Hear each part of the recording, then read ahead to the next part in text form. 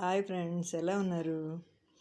నేను మీకు ప్యాటర్న్స్ నేర్పించాను కదా, అవే ప్యాటర్న్స్తో ఇలాగా నేనైతే రాధాకృష్ణ వేసి దాంట్లో అవే ప్యాటర్న్స్ వేస్తున్నాను.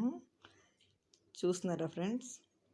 ఇలాగ అన్ని మనం నేర్చుకున్న ప్యాటర్న్స్తో ఇలాగా చాలా వేయచ్చు అనమాట. అన్ని రకాల బొమ్మల్లో కూడా అవి యూస్ చేసుకోవచ్చు.